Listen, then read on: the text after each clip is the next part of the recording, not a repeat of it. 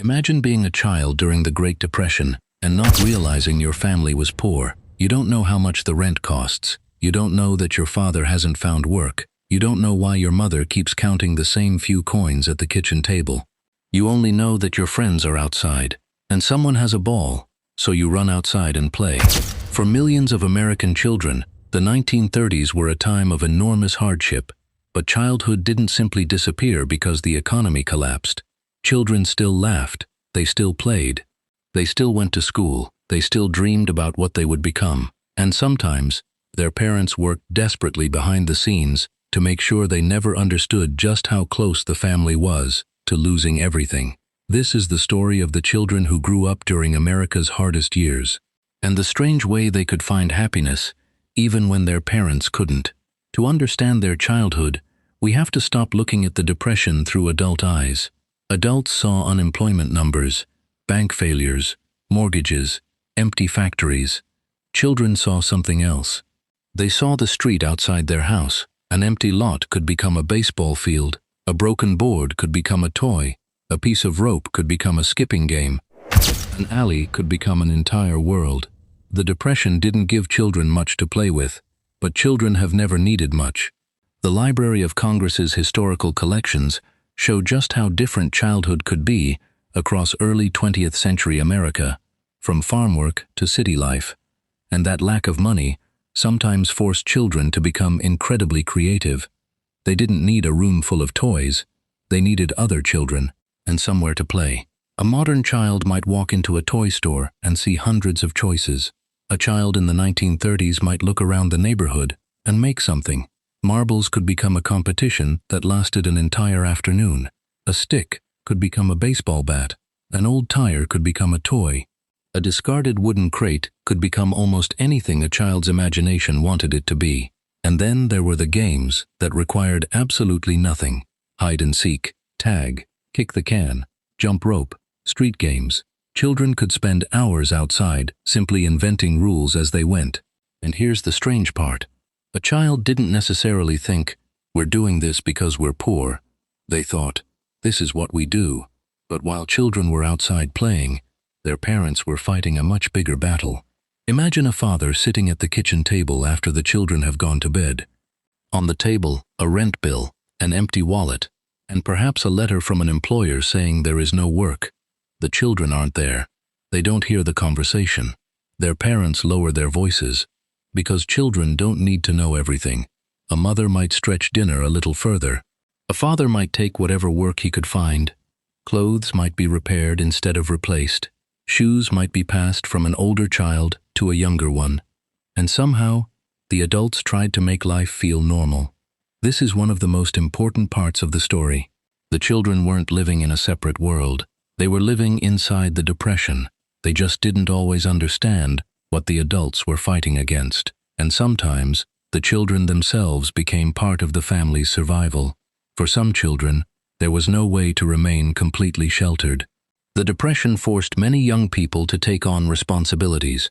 Some worked after school. Others helped their parents at home or on farms.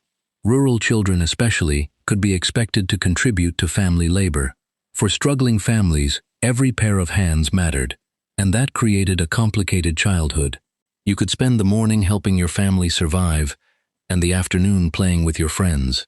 You could understand that money was scarce, without understanding how close your parents were to disaster. But not every family experienced the Depression in the same way, and that's important. The Great Depression was not one single childhood. It was millions of different childhoods.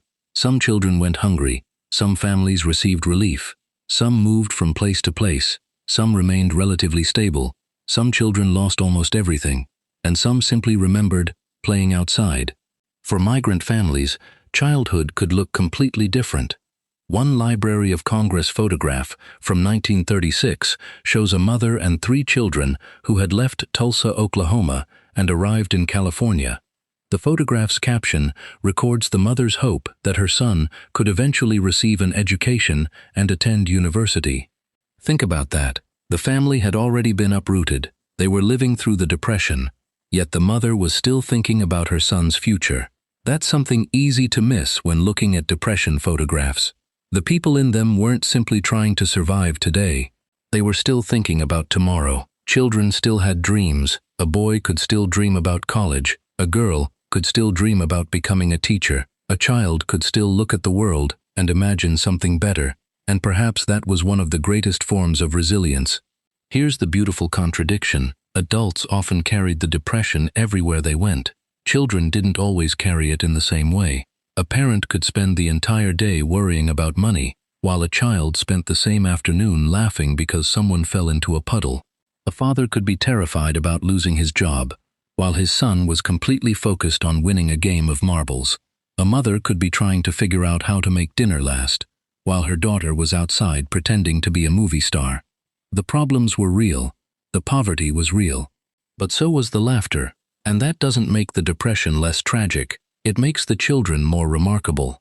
Because childhood has an extraordinary ability to find a little light, even when the adults can't. Years later, when people remembered the depression, they didn't all remember the same things. Some remembered hunger. Some remembered unemployment. Some remembered moving. Some remembered their parents' sacrifices. But others remembered the neighborhood, the games, the friends, the schoolyard, the summers, the simple pleasures. That's why historical photographs can be so powerful. Look at the children in them. They aren't just symbols of poverty. They're children. They're looking at the camera. They're smiling. They're curious. They're sometimes completely unaware that decades later, their faces would become part of the visual memory of America's Great Depression.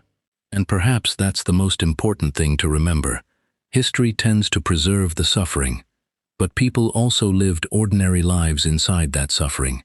They laughed, they argued, they played, they fell in love, they grew up.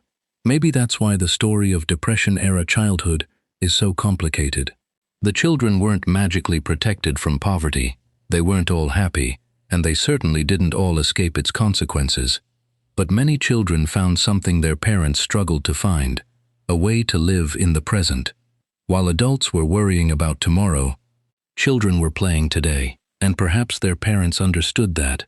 Maybe that's why they worked so hard to hide the worst of the crisis, not because they wanted their children to be ignorant, but because they wanted them to have something the depression couldn't take away, their childhood.